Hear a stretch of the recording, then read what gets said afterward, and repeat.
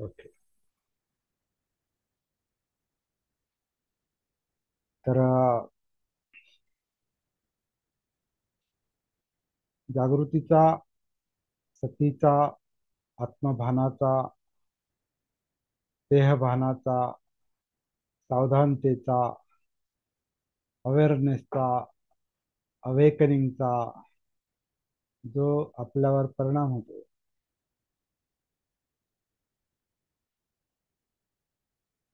त्याच्यातून जी प्राप्ती होते, ती प्राप्ती विद्या आहे असं म्हटलेलं आहे. विद्या म्हणजे जीवनाचा बोध होतो, अस्तित्वाचा बोध होतो, जगण्याचा बोध होतो, आपण कोण आहोत, काय आहोत याचा बोध होतो. थोडासा, जेवढी जागृती तेवढाच बोध. एवढा आपला सतीचा प्रकाश ऑन, तेवढाच बोध. ऑफ झाला, बोध गेला. तर हे ऑन ऑफ जे चाललेलं असतं ह्याच्यामध्ये बोध होतो जातो, थोडा होतो, परत जातो. तर हे आपलं सगळ्यांचं चाललेलं आहे थोड्याफार प्रमाणात. हे आपण गृहीत धरूनच बोलतोय सगळं हे. परंतु सम्यक व्यायाम म्हणजे प्रयत्नांचं सातत्य जर राहिलं, सती संप्रजन्य म्हणजे जे जे उत्पन्न होतंय आतमध्ये, मनोकायिक अस्तित्वामध्ये जे जे उत्पन्न होतंय, प्रजन्य निर्माण होतंय, त्याची सती म्हणजे सती संप्रजन्य. ही बुद्धांची अंतिम शिकवण आहे असं म्हणतात. एकच काम करायचं, सती संप्रजन्य. आणि सती संप्रजन्य म्हणजे बाबासाहेबांच्या भाषेत जागृतीचा अग्नी तेवत ठेवा, जागृतीचा विस्त विजू देता कामा नये. सती संप्रजन्याचा खरा अर्थ जागृतीपूर्वक वाटचाल करा, प्रयत्न करा, हा बुद्धांच्या शब्दांचा अर्थ. सती संप्रजन्य. तर ह्या सतीच्या जागृतीच्या अभ्यासामुळे, आता ती जागृती कशी आहे, कशी डेव्हलप करायची, त्याचा विकास कसा करायचा हे आपण गेल्या 27 दिवसात 28 दिवस पाहिलेला आहे. श्वासापासून सतीपठ्ठान. श्वास म्हणजे काया अनापान, काया आन काया अपान. त्या निमित्तानं कायेमध्ये उतरणं म्हणजे कायानुसतीमध्ये येणं, कायेतल्या जाणीवा, वेदना, चित्त, इमोशन्स, हे पाहिजे ते नको, असं पाहिजे तसं नको, इच्छा, आकांक्षा, तृष्णा, इमोशन्स. मराठी भावना, मराठीतल्या भावना किंवा हिंदीतल्या, तर ते चित्त आहे. ज्याच्यात हे सगळं चाललेलं आहे ते चित्त आहे. आणि शेवटी धम्म म्हणजे मनोधम्म, विचार प्रक्रिया. तर हे असं सती जी काया अनापान पासून सुरू होते, ती झिरपत झिरपत झिरपत झिरपत ह्या चार चार पातळ्यांवर ती एकरूप होते. काया, वेदना, चित्त, मनोधम्म. आणि मग ते सगळं एकच होतं. सगळं सगळं एकच अस्तित्व जाणवतं, ज्याला बॉडी माइंड म्हटलेला आहे किंवा नामरूप म्हटलेलं आहे. हे सगळं एकच जाणवतं.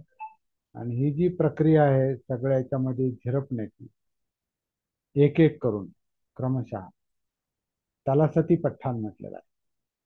प्रस्थान म्हणजे पुढे पुढे जाणे. आता काही लोक त्याचं फाउंडेशन असा अर्थ करतात, तो चुकीचा आहे असं नाही, परंतु फाउंडेशन ही स्टॅटिक गोष्ट आहे, म्हणजे स्थिर गोष्ट आहे. म्हणून त्याला डायनॅमिक फाउंडेशन असं जर म्हणत असाल तुम्ही, म्हणजे गतिशील फाउंडेशन असं जर मनामध्ये त्याचा अर्थ असेल तर ते ठीक आहे. परंतु मी त्याला प्रस्थान म्हणतो. पठ्ठान म्हणजे प्रस्थान, पुढे जाणे. म्हणजे काया अनापान, श्वासाच्या पातळीवरची सती कायामध्ये उतरते. मग कायानुसती, कायेतल्या जाणीवा म्हणजे जिवंत काया, म्हणजे वेदना म्हणजे त्याच्यामध्ये सुखदुःख आणि सुखदुःख विरहित वेदना याचं जेव्हा जशा असतील तशा त्या जागृतीला जाणवतात, त्याला वेदनानुसती म्हणतात. आणि हे जे सुख दुःख आहेत, त्या जाणीवा ज्या आहेत त्या चित्तामुळे निर्माण होतात. ते चित्त म्हणजे इच्छा, आकांक्षा, तृष्णा, इमोशन्स. त्याच्यामुळे विचलन जे त्या निर्माण होतं ते विचलन म्हणजे जाणीवा, वेदना आहे, फिलिंग आहे, डिस्टर्ब. चित्त विचलन म्हणजे वेदनांमुळे कळतं, जाणीवा. आणि याचं इंटरप्रिटेशन जे आहे, याचं विश्लेषण जे आहे ते आपल्या म्हणजे धम्मविषय अनालिसिस हे आपल्या मेंदूमध्ये चालतं. त्याला धम्मविषय म्हटलेला आहे, मनोधम्म. अशा प्रकारे सती पठाण करत करत, प्रस्थान करत करत पुढे जात जात ती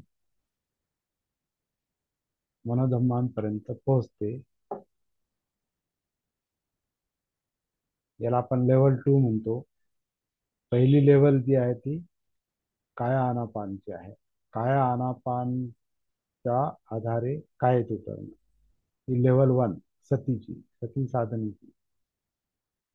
लेवल 2 मध्ये पूर्ण सती पठ्ठाण आहे. पूर्ण सती पठ्ठाण म्हणजे काया, वेदना, चित्त, मनोधम्म यांची सती. म्हणजे कायानुसती, वेदनानुसती, चित्तानुसती, धम्मानुसती. त्याच्यात सगळं अस्तित्व आलं, बॉडी माइंड आलं. तर काया म्हणजे बाहेरून दिसणारी पण आणि आतली पण. म्हणजे म्हणून कायेमध्ये काया. सती पठ्ठाण जेव्हा आपलं ही दुसरी लेवल जेव्हा हे याचं काम जेव्हा चालतं, तेव्हा असं म्हटलेलं आहे त्याचं स्पष्टीकरण, कायेमध्ये दुसरी काय जाणवते, वेदनांमधल्या वेदना जाणवतात, चित्तामधलं चित्त जाणवतं, मनोधम्मातले धम्म जाणवतात स्पष्टपणे. स्पष्टता येते कारण ती जागृती पाहते सगळं, जागृतीला जाणवतं. आणि ती जागृती जेवढी स्थिर असते तेवढा बोध स्थिर असतो. आणि त्याच्यातून जी डेव्हलपमेंट होते ती सप्तबुद्ध्यांगांमध्ये आपल्याला जाणवते. पण जेव्हा आपण त्याच्यात असो तेव्हा आपण जेवढे सतीमध्ये खोल जातो तितकं सप्तबुद्धांग आपल्याला ती डेव्हलपमेंट आपल्याला जाणवते, दिसते की हे हे सती आहे. ही चारही पातळीवर आता झिरपलेली आहे. आपण मनोधम्मांपर्यंत पोहोचलेलो आहोत. ब्रेन प्रोसेस आपल्याला, विचार प्रक्रिया आपल्याला जाणवतात, संज्ञा जाणवतात, हे सगळं जाणवतं. तर ते जेव्हा जाणवतं तेव्हा जाणवतं, नसेल जाणवत तर आपली सती तिथपर्यंत गेली नाही. ती जाईल, नंतर जाईल.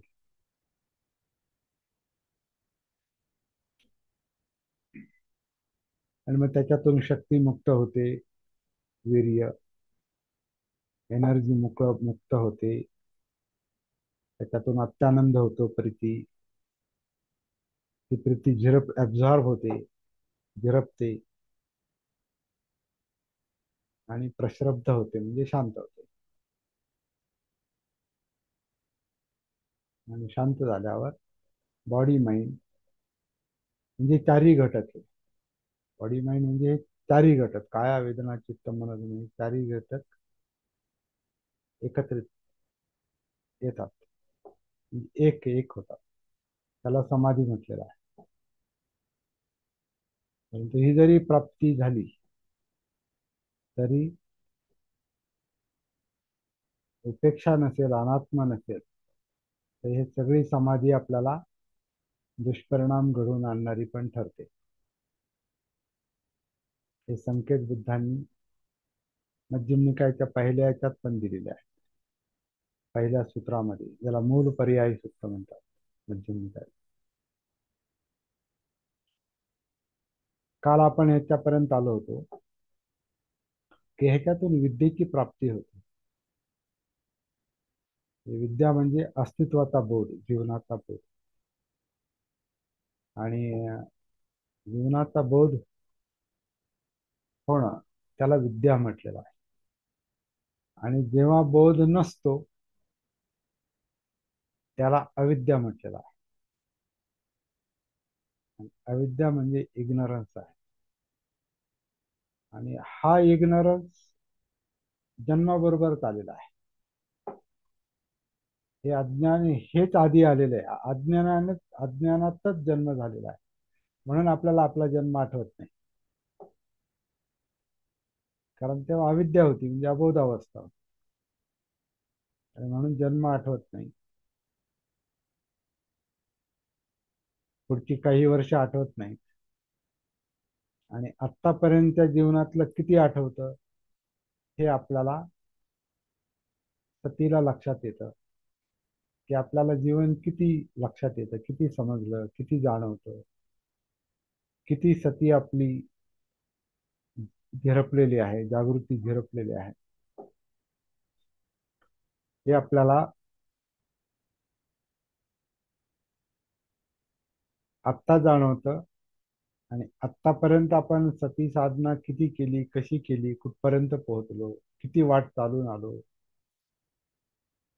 त्याचा परिणाम काय झाला ते आपल्याला आत्ता वर्तमानात जाणवतं. आणि जेवढा बोध झालाय तेवढा झालाय, जेवढा नाही झाला तेवढी अविद्या आहे, तेवढी अबोध अवस्था, तेवढी झोपेतली अवस्था आहे, तेवढी मृतवत अवस्था आहे.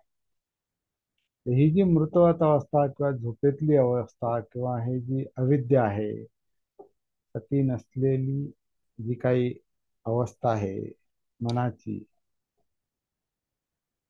चित्ताची, ही आपण जन्माबरोबरच घेऊन आलो.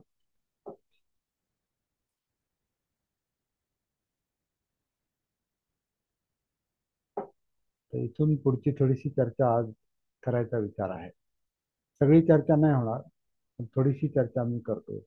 या या अविद्येतून पुढं काय होतं, म्हणजे आपल्या बरोबर अविद्या आली, जन्माबरोबरच आपण अविद्या घेऊन आलो, म्हणजे काय काय घेऊन आलो. आपण अविद्या, अज्ञान, इग्नरन्स, अबोध अवस्था घेऊन आलो जन्माबरोबरच.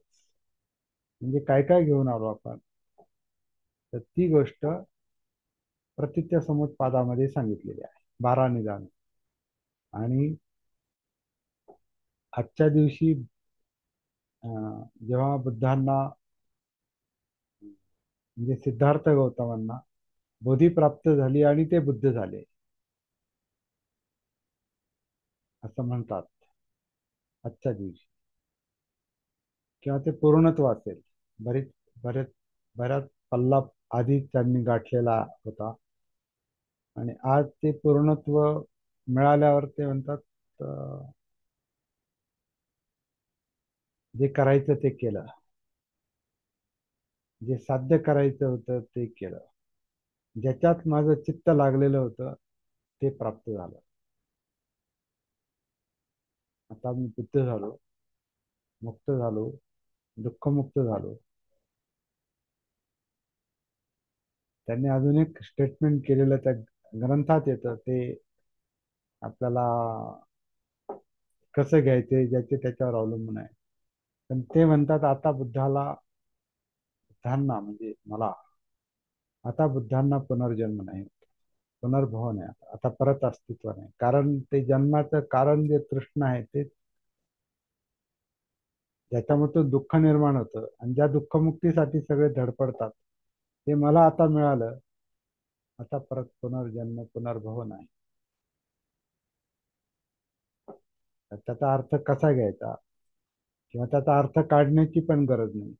कारण आपल्या चित्ताची, मनाची अवस्था, आपली प्रगती, आपली जागृती किती अंतर चालून पुढे आलेली आहे त्याच्यावर त्याचा अर्थ लक्षात येतो. तर अर्थ लक्षात नाही आला तरी आपल्याला काही सक्ती नाही, तर ते लक्षात यायलाच पाहिजे. जेव्हा येईल तेव्हा येईल. पण दुःखमुक्त मात्र ते झाले. कशामुळे झाले? अविद्येचं रूपांतर विद्येमुळे ते झालं. आणि म्हणून ते दुःखमुक्ती म्हणजे विमुक्ती मिळाली. आणि तिथं त्यांनी जे ठरवलं होतं, जो संकल्प केला होता, काय दुःखातून मुक्ती कशी मिळते हे शोधणार, कारण त्याच्यासाठी सगळी धडपड चाललेली आहे जगण्याची. सगळी धडपड, फडफड, खडखड, धावपळ, चिंता, अस्थिरता, अस्वस्थता सगळं त्याच्यासाठीच आहे. ह्याच्यातून मी बाहेर पडणार याची त्यांना शाश्वती, त्या जागृतीच्या अभ्यासाला जेव्हा सुरुवात केली असेल किंवा जागृती सतीचा मुद्दा जेव्हा त्यांच्या लक्षात आला, तेव्हा त्यांना ती खात्री पटली असेल, अरे हा, याच्यामध्ये दुःखमुक्ती आहे. आणि मग त्याच जागृतीच्या सतीच्या मुद्द्याला, त्या साधनेला, प्रॅक्टिसला धरून त्यांनी जे प्रयत्न केलेले आहेत, त्याच्यातूनच सम्मा संबुद्धत्व म्हणजे संपूर्ण जागृतीची अवस्था प्राप्त झाली आणि त्याचा परिणाम दुःखमुक्ती झाला नॅचरली. आता हे झालं बुद्धांचं. जे जे अविद्येमध्ये असतात, जन्मजात, जन्माबरोबरच जे आपण अविद्येमध्ये जन्म घेतो, अज्ञानात जन्म घेतो, अबोध अवस्थेत जन्म घेतो, काही कळत नाही जन्म झाला म्हणजे काय झालं नेमकं, आजही कळत नाही. तेव्हा तर अजिबातच कळत नसेल. कळत नाही, नाहीच म्हणायचं. जर तरचा प्रश्न नव्हतं कळत, नाही कळत, आठवतच नाही जन्म तर नाही कळत. पण जन्म तर झालाय, कारण आपण इथं आहोत. इथं आहोत म्हणजे कशाचा तरी परिणाम आहे, तो त्या जन्माचाच परिणाम आहे, दुसरा कसला परिणाम असणार आहे. त्यामुळे जन्म झाला हे नक्की, पण आठवत नाही, पण माहिती नाही, कारण तेव्हा कळत नव्हतं. हे न कळणं म्हणजे अविद्या आहे, अबोध अवस्था. तर ह्या अबोध अवस्थेत आपण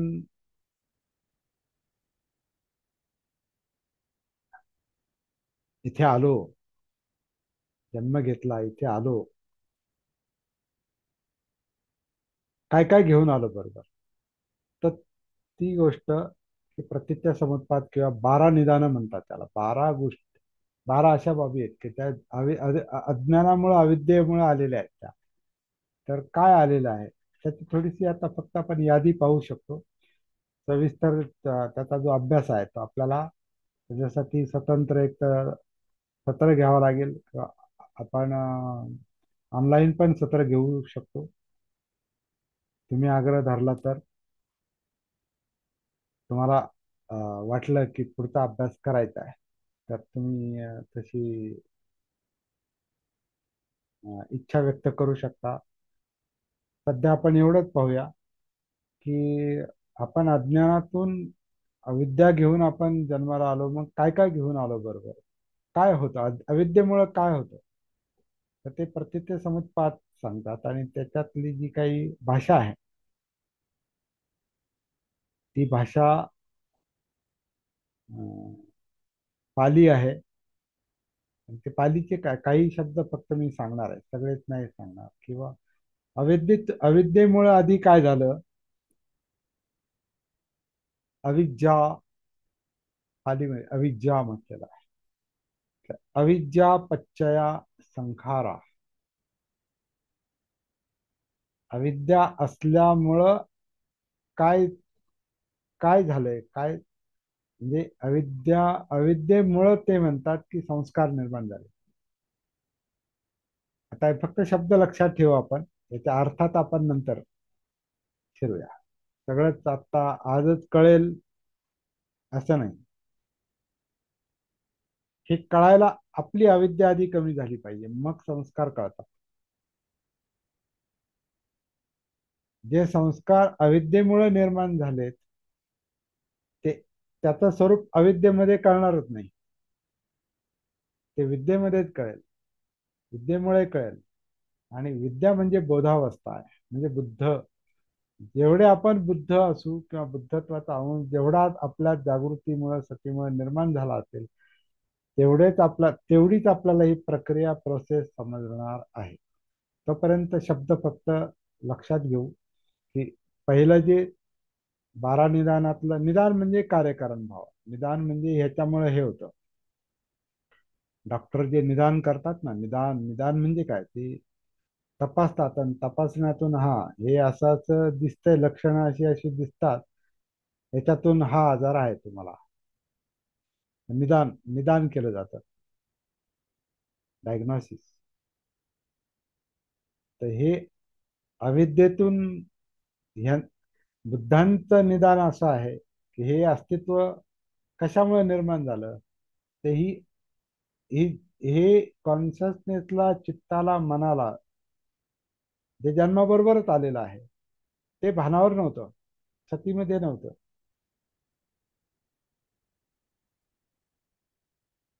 तर ते जिथं सती नसते, जागृती नसते, तिथंच चित्त, कॉन्शियसनेस हे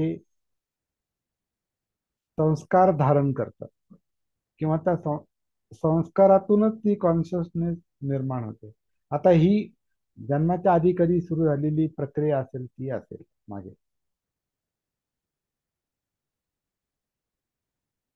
त्याला आपण हे सगळं घेऊन, छोटं बाळ म्हणून आपण जन्माला आलो, तर ते सगळं घेऊनच आलो. नंतर डेव्हलप झालं ते पुढे. नंतर डेव्हलप झालं म्हणजे बाळ जन्माला आल्यानंतर काय पुढं होतं, दिसतं, ऐकायला येतं, त्याला कळतं. कळणं, कॉन्शियस होतं थोडं थोडं ते. आधी अनकॉन्शियसच असतं, पूर्ण अविद्येमध्ये असतं. त्याला काही कळत नाही. आनापानही बंद असतं त्यात. त्याचा आनापान बाहेर आल्यावर सुरू होतो. गर्भाशयातून बाहेर आला, जन्म झाला की त्याचं आनापान सुरू होतं. मग त्याचं जीवन खऱ्या अर्थानं सुरू होतं. ते आनापान जर होत नसेल, तर मग डॉक्टर ते वेगळ्या पद्धतीने त्याला श्वास देण्याचा प्रयत्न करतात. कधी कधी त्याचे दोन्ही पाय धरून त्याला उलटं पण केलं जातं आणि पाठीवर असं थापटलं पण जातं. आणि जे काय असेल त्याची श्वास नलिका ती मोकळी होत असेल, आणि मग ते श्वास आल्यावर मग ते किंचाळतं. आन झालं, आन आलं मग किंचाळत. अपान मध्ये किंचाळत, आन मध्ये नाही किंचाळता येत. अपान मध्ये किंचाळत. का? दम कोंडलेला असतो तो. तर ते नॉर्मल जर असेल, आन होत असेल, तर मग काय तरी किंचाळत असते, तरी ते रडतच. तर तसं होत नसेल तर मग त्याच्यावर थापटून हे करून, एकदा त्या एक युट्यूबवर मी ते हे पण पाहिलं काय की सिस्टर जी आहे, तर त्याला ते श्वास घेता येत नाही, म्हणून ती त्याला तोंडाने त्याच्या तोंडात श्वास फुंकते, सिस्टर. बाहेर तिच्या तोंडातून तिचं अपान त्याला आन म्हणून देते,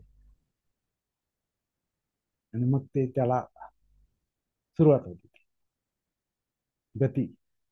तर असा आहे जन्म, हा असा असा आहे. आणि तो अविद्येत झालेला आहे, अबोध अवस्थेत झालेला आहे.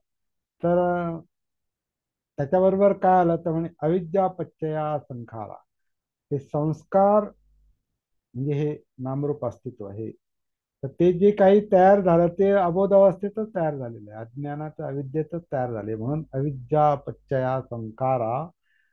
त्याला त्यांनी म्हटलेलं आहे, through through ignorance are condition the संखारा.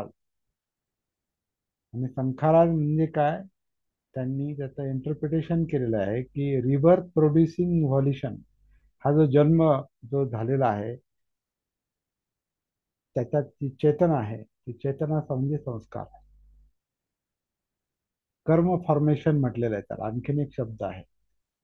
संखारा म्हणजे कर्म फॉर्मेशन. आणि आपण त्या दिवशी पाहिलेलं आहे संखारा, संस्कार, की ज्याच्यामुळे काहीतरी केलं जातं, करणे. विथ, तसं. तर ज्याच्याबरोबर काहीतरी कृती घडते, दॅट इज कॉल्ड संस्कार. म्हणून कर्म फॉर्मेशन असं म्हटलेलं आहे की कर्म तयार होतं म्हणजे ऍक्शन, कृती. याच्यात असं काहीतरी तयार होतं जीवनामध्ये, अस्तित्वामध्ये, की काहीतरी कृती घडली जाते. जसं आन अपान जर नॅचरली घडत असेल, तर नॅचरली ते ते संस्कारच आहेत की ते तसंच होणार आहे ते. आणि त्या सिस्टरनी तोंडातून त्याला ते आन दिलं आणि तिच्या अपानमधून त्याचं आन त्याला मिळालं आणि मग त्याचं आलापान सुरू झालं. ते सुद्धा एक त्याचं कर्म. कर्म म्हणजे ऍक्शन. जी बॉडी ऍक्शन आहे, आनापान जी बॉडी मधली ऍक्शन आहे, ती ऍक्शन सक्रिय होते. पण त्याला संस्कार म्हणतात. आता हे थोडं आपण समजून घ्यायचा प्रयत्न करणार आहोत. पण हे सगळं कशामुळे होतं माहित नाही. त्याला अविद्या म्हटलेलं आहे. हे असं का होतं माहित नाही. आपलंच आपल्याला माहित नाही, त्यामुळे आपण हे बाकीच्या गोष्टी माहित नाही. म्हणजे खरं म्हणजे आपण इथं का आहोत हे काय माहिती आपल्याला. मला नाही माहिती मी इथं आहे म्हणजे काय. तर ही अविद्याच आहे. Why we are here. तर ही अविद्याच आहे. तर मागं आपण जाऊ शकत नाही, पण इथून पुढचं आपल्याला जे जे काही घडतं आणि त्याच्यात जे काही ज्या काही काही मागच्या ज्या गोष्टी आहेत त्या आपल्याला दिसू शकतात. पण तो लॉजिकल मुद्दा नाही. तो तर्कानं ते पाहण्याची गोष्ट नाही. अविद्या पच्चया संखारात हे जे सगळं संस्कार कृती कर्म जे काही घडतं हे अज्ञानातूनच घडतं. आपण असंही म्हणू शकतो. आता आपण जे बोलतो, मी जे बोलतो, असं मी का बोलतो हे,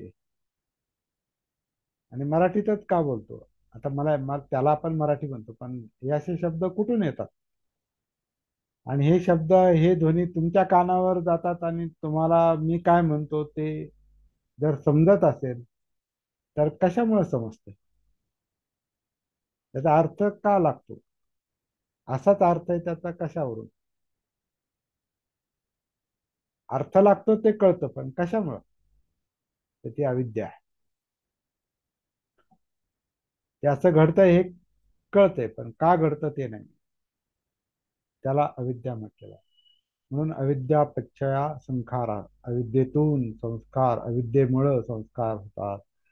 संस्कारामुळे विज्ञान तयार होतो म्हणतात. आता विज्ञान हा एक थोडासा आणखीन, याला आपण कॉन्शियसनेस किंवा याला चित्तमन म्हणतो आपण. म्हणजे शरीरातला जिवंतपणा. मी त्याला शरीरातला जिवंतपणा म्हणतो. तर त्याला विज्ञान असं म्हटलेलं जातं. विज्ञान म्हणजे कॉन्शियसनेस म्हणजे चित्त, मन. तर हे संस्कारांनीच बनतंय. संस्कारामुळेच मन बनतंय, संस्कारामुळेच चित्त आहे, संस्कारामुळेच बॉडी पण आहे. कारण बॉडीमध्ये ते चित्त आहेच आहे, ते मन आहेच आहे, कॉन्शियसनेस आहेच आहे. म्हणून संस्कारातून विज्ञान तयार होतं. कॉन्शियसनेस, जिवंतपणा. विज्ञानातून मग पुढे जन्म घेतल्यानंतर आपण आता जन्माच्या गोष्टी करतोय. नुकत्याच जन्माला आलेल्या बाळाबद्दल बोलतोय जणू काय आपण आता.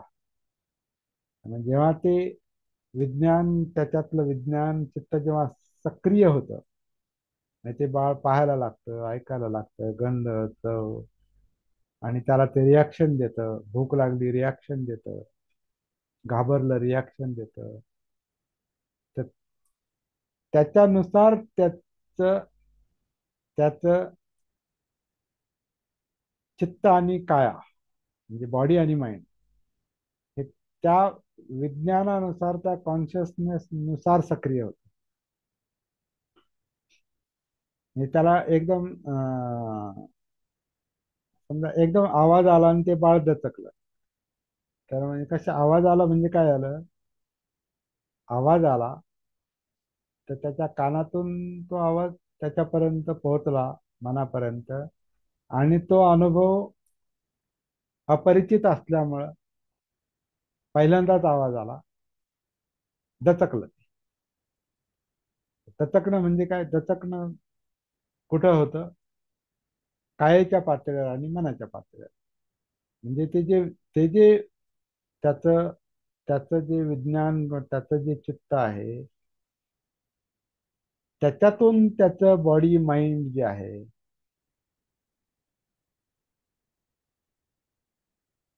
ते रिॲक्शन देतात, प्रतिक्रिया देतात. मग ते घाबरतं. घाबरल्या मग ते काय असेल ते त्याच्यात ती घडामोडी सुरू होतात. म्हणजे असं म्हटलेलं आहे की ते विज्ञानातून ते बॉडी माइंड पुढे सक्रिय होतं. बॉडी माइंड म्हणून त्याला विज्ञान प्रत्यया नामरूपम, नामरूपपच्चया शरायतन. आता हे जसं ते त्याचं म्हणजे आता कान जणू काही त्या आवाजामुळे सक्रिय झाला, किंवा त्याचे डोळे पापण्या उघडल्या की त्याला दिसायला लागतं, आणि मग ते दिसल्यावर मग काहीतरी ते त्याच्यातून रिॲक्शन देतं, किंवा आणखीन जे जे आहे. तर जसं ते बाळ मोठं होत जातं, म्हणजे त्याच्यातलं जे काही त्याच्यातलं त्याची काया आणि त्यातलं चित्त जसं पुढे प्रगत होतं, थोडंसं पुढे येतं, तर त्याचे शळायतन सक्रिय होतात म्हणे.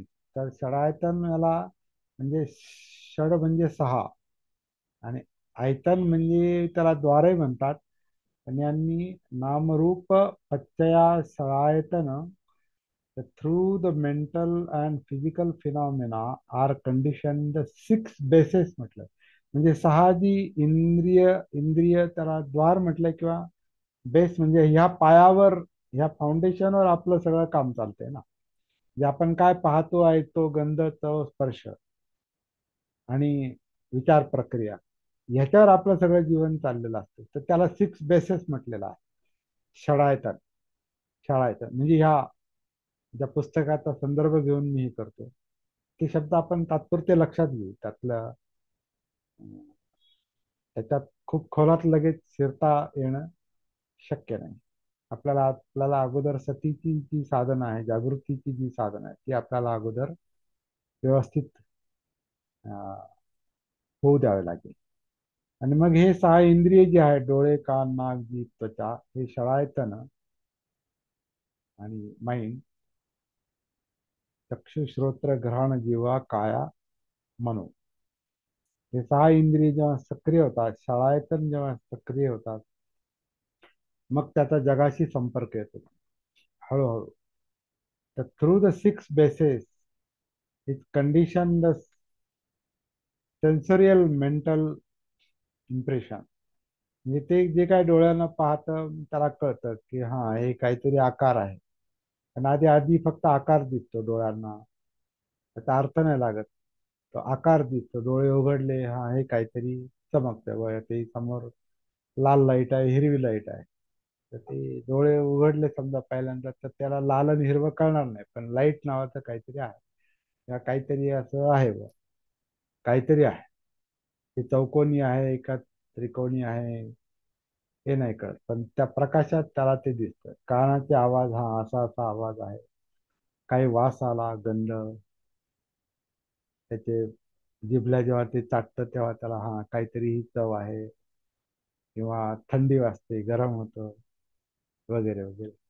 आणि त्याचा अर्थ त्याला मग हळूहळू जो लागतो तो त्या षडायतनामुळं फर्स्ट म्हणजे through the six bases is condition the sensorial म्हणजे सेन्स ऑर्गन, आपले सहा इंद्रियांचं इम्प्रेशन तयार होतात. म्हणजे संस्कार, म्हणजे संस्कार म्हणण्यापेक्षा हा संस्कार म्हणजे इम्प्रेशन नाही, संस्कार पण आहे.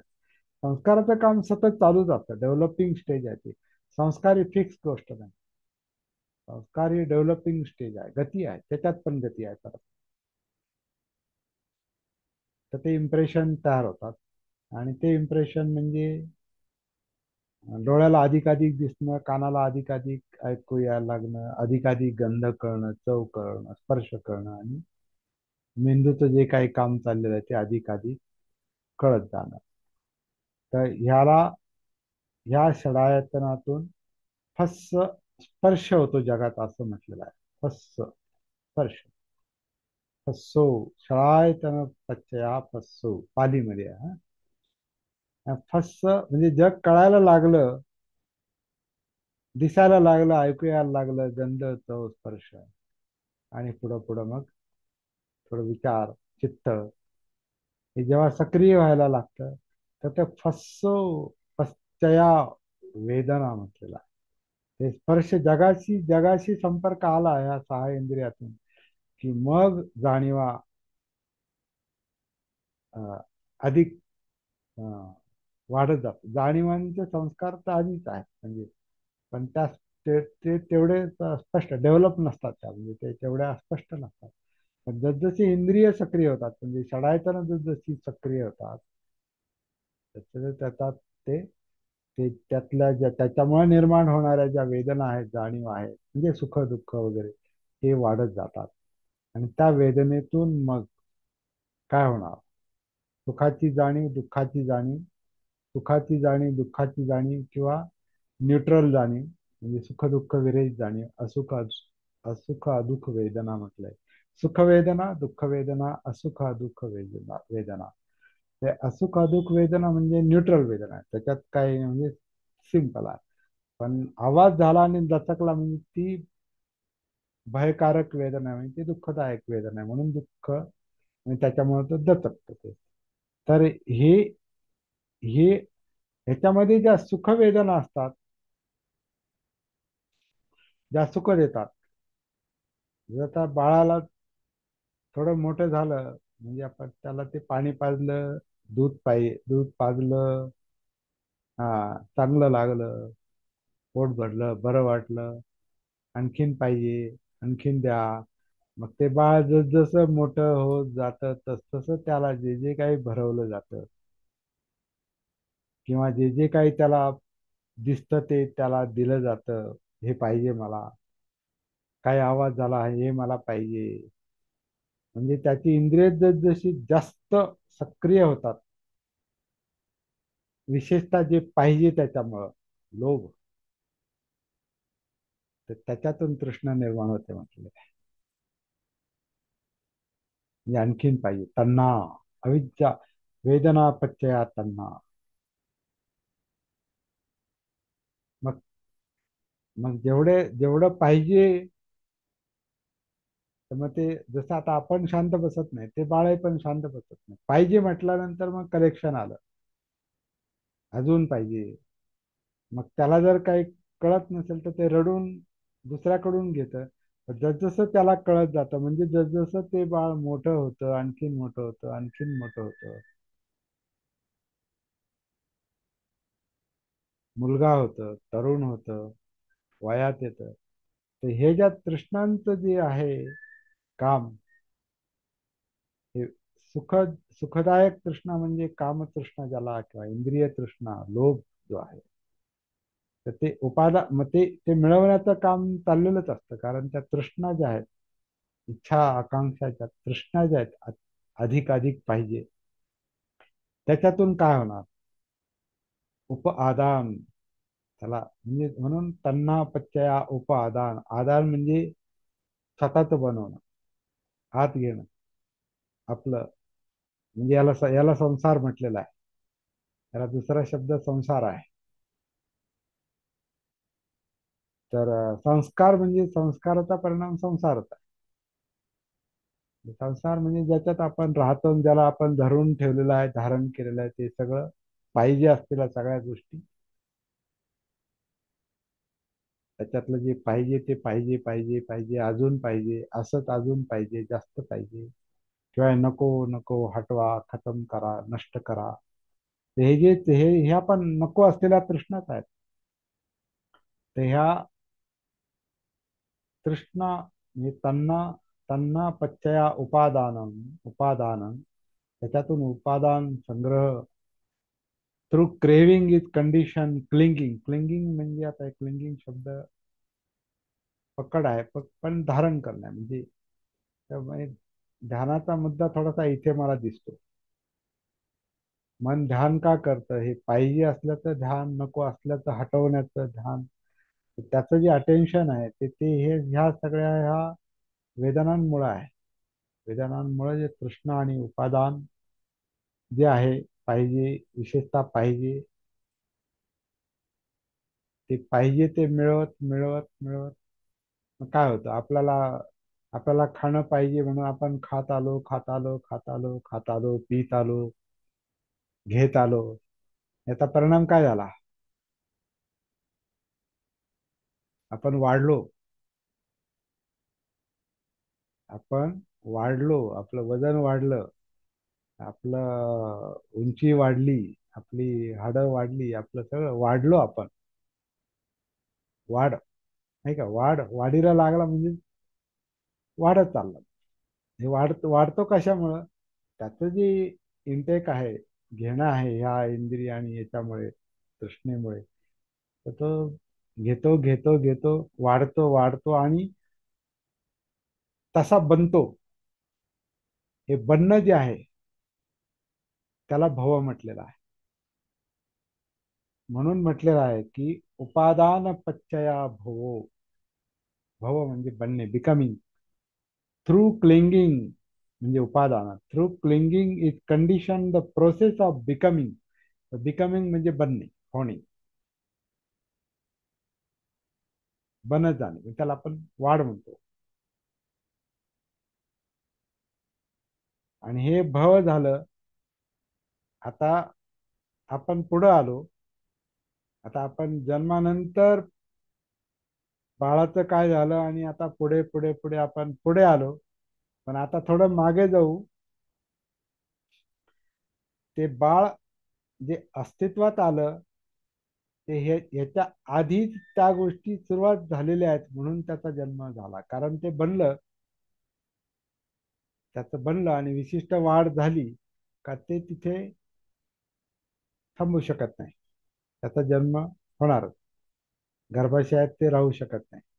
मग निसर्गाने त्याला मग जगात आणलं मग. आणि आता आपण पुढच्या गोष्टी बोललो, पण हे त्या ठिकाणी पण लागू आहे.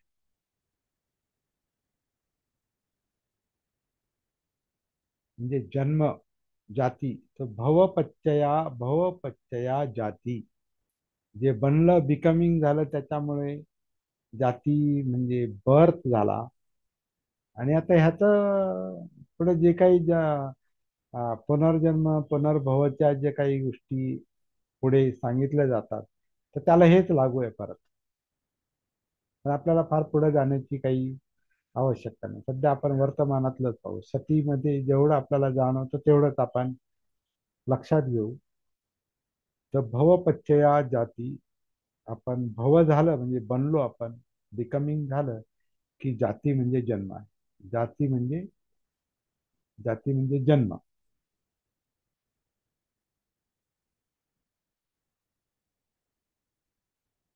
जन्म झाला आणि तो वाढ होत चालली, वाढत वाढत चालला, तर काय होतं? नॅचरली त्याला म्हातारपण येतं. म्हणून जाती पच्चया जरा म्हणजे म्हातारपण. जरा म्हणजे म्हातारपण. जन्म झाला, वाढत वाढत चालला की तो पुढे तरुण होईल आणि तरुण होणार झाल्यानंतर तो म्हातारपण म्हणजे उतार व्हायला लागेल, म्हातारा होईल. काय होणार पुढे?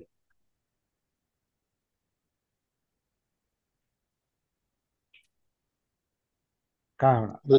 मृत्यू. तो जरा मरण पच्चया,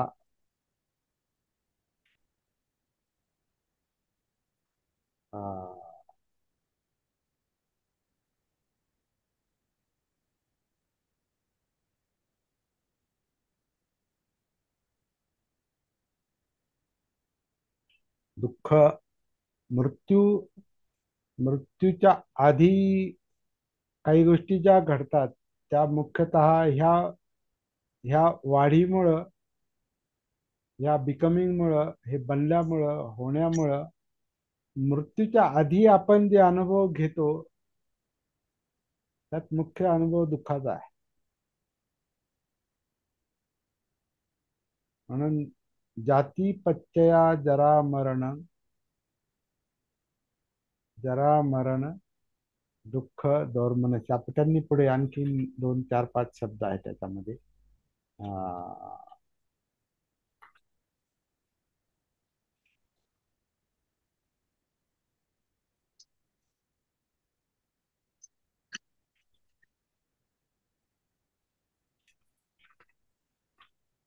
रिबर्थ, हा.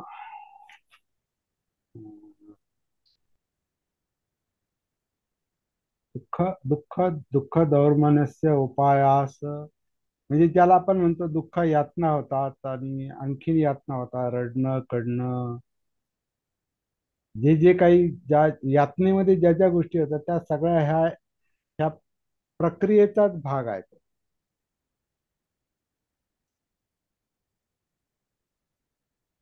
आणि हे सगळं, ह्या सगळ्याचा बेस कुठं आहे? अविद्या, अज्ञान, नॉट नोईंग, म्हणजे सती नसलेली अवस्था, जागृती नसलेली अवस्था. मग आता हे जे भवचक्र म्हटलं याला, बनण्याचं जे चक्र आहे, हे बुद्धांना आजच्या दिवशी लक्षात आलं असं म्हणतात.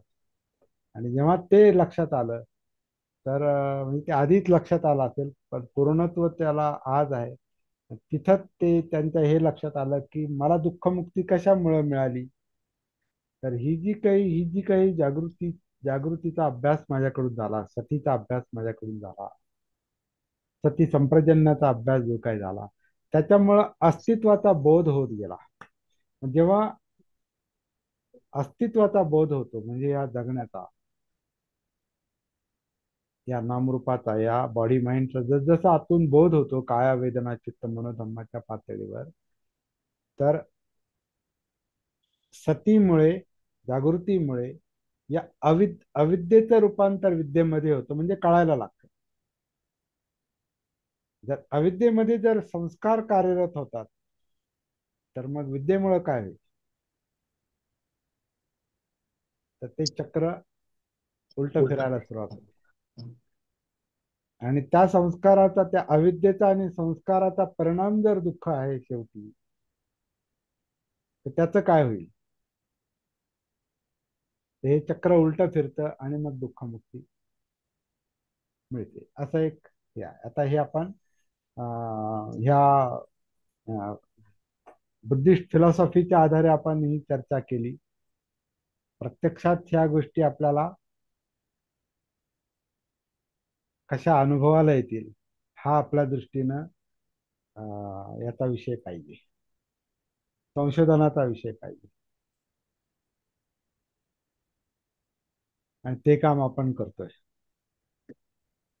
कदाचित आतापर्यंत लक्षात नसेल आलं, पण आज आता 29व्या दिवशी, बुद्ध जयंतीच्या दिवशी, शु शुभेच्छेसह मी आपल्याला अशी शुभेच्छा व्यक्त करतो की बुद्ध जयंतीच्या शुभेच्छेबरोबर आपल्यालाही तो अनुभव क्रमशः मिळण्याची तयारी लगेचच, आत्ताच जर केली नसेल तर आत्ताच करायची, कारण ती आपली जीवनाची गरज आहे. आणि आता तुम्ही काल संकल्प केलेलाच आहे. तुमचा जन्म आजच झालाय आणि सुनील साळवेंचा, आणि पुढच्या बुद्ध जयंतीपर्यंत, म्हणजे तुमच्या पुढच्या वाढदिवसापर्यंत तुम्ही ह्या पद्धतीनं प्रयत्न केलात, तर आणि त्याच्यात यशस्वी झालात, तर काय सांगावं, तुम्ही पुढच्या वर्षी प्रवचन द्याल चांगलं. असो, म्हणजे शुभेच्छा देतो मी, हं. हो हो. शुभेच्छा देतो.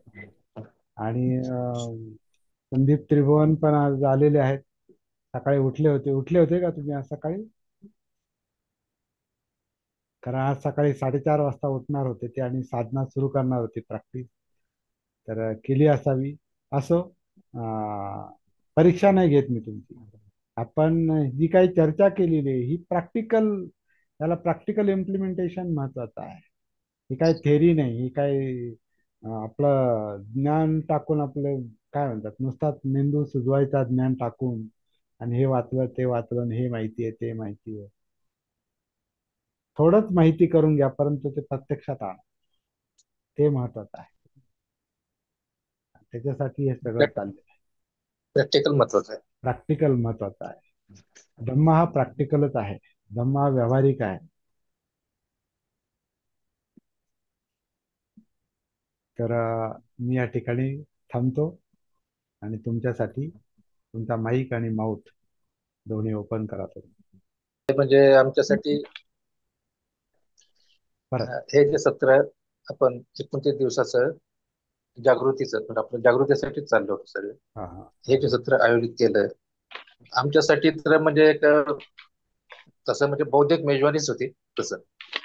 पण त्याबरोबर हे नुसतं बौद्धिक मेजवानी न करता प्रॅक्टिकल सुद्धा करायला पाहिजे याची पण आम्हाला जाण आलेली. आणि तुम्ही खरं तर म्हणजे इतकं पोटतिडकीने प्रत्येक गोष्ट सांगता की आम्हाला म्हणजे कधी कधी आपण त्या पात्रतेचे आहे की नाही याची आम्हाला शंका येते. तर तुमचं म्हणजे खूप तुम्हाला खूप म्हणजे धन्यवाद देतो या सत्र आयोजित केल्याबद्दल. आणि काही शंका असतील वगैरे तर आपण त्याचं नंतर निरसन करू शकतो. धन्यवाद सर. माझा कठोरपणा तुम्ही सहन केला सगळ्यांनी, याच्याबद्दल तुम्हाला धन्यवाद देतो. मी थोडा कठोर आहे आणि थोडा खडूस पण आहे.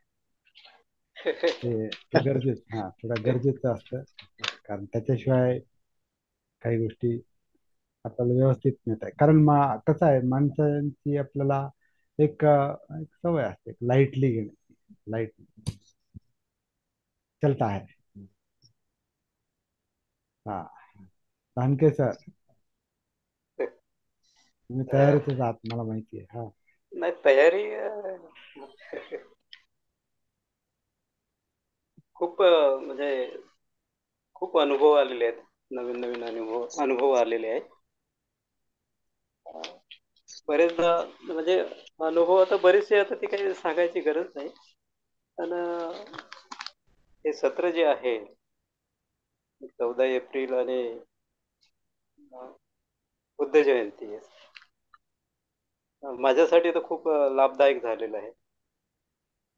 आणि याच्या पुढे जे काही आपण म्हणजे मगाशी तुम्ही उल्लेख केला तसा की अजून काही आपल्याला याच्या पुढे जर जाता येत असेल तर तुम्ही सूचना किंवा मी जर सांगितलं तर त्याचं पण हे करता येईल, आपल्याला नियोजन करता येईल. हो. आणि मला देखील तीच अपेक्षा आहे की हे याच्यामध्ये कंटिन्युटी जी आहे ती राहावी. आणि त्याच्यासाठी मग मी सकारात्मक आहे. आणि आजचं पूर्ण प्रबोधनात्मक जे प्रवचन आहे, मार्गदर्शन जे काही आम्हाला मिळालेलं आहे, व्यक्तिशः मला पण म्हणजे असं असं वाटायला लागलं की बाहेर पडायच नाही. एवढा महासागराचा जो पूर्ण काय म्हणतो आपण त्याला, पूर्ण मला ते व्यक्त करता येत नाही. पण खूप काही मला म्हणजे आजचं तर हे खूप छान झालंय. ठीक आहे सर. बाहेर पडायचं पण नाही आपल्याला. जोपर्यंत नाही. जोपर्यंत पैल तीर दिसत नाही, हा. पलीकडचं तीर नाही, दिसत खूपच नाही, म्हणजे तोपर्यंत बाहेर पडायचं पण काही वेळेला असं शब्दाने मला व्यक्त करता येत नाही. नाही. पण ते लक्षात आलं काय म्हणायचं ते. सगळ्याच छान गोष्टी छान. शब्दात सांगता येत नाही. बरोबर आहे. हा. आणि व्हेरी गुड. धन्यवाद. थँक्यू. जय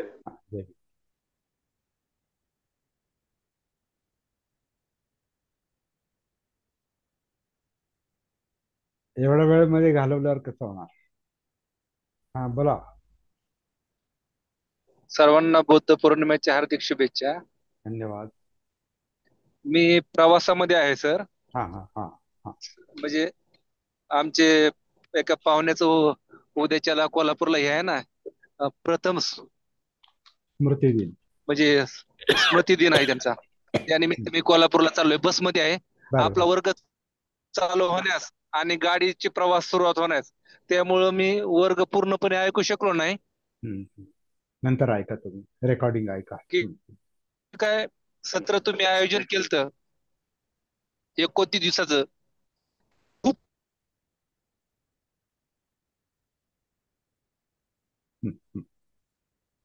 साधना चालायची, त्यापेक्षा ही 29 दिवसात साधना खूप चांगल्या प्रकारची तयारी झालेली. या सत्रांचा तो प्रभाव आहे असं मला वाटू लागलेलं आहे. आणि ही साधना आता दृढ झाली आहे. जशी काही तिला जबरदस्तीने करण्याची गरज वाटत नाही. ती ऑटोमॅटिकली आता एक रूढ बनले मनाला. मनाला सवय झाली. हा. काही साधना मला माझ्या अंतिम टप्प्यापर्यंत माझा प्रवास जो आहे तो आणखी अधिक सुलभ कसा होईल याची जाण झाली.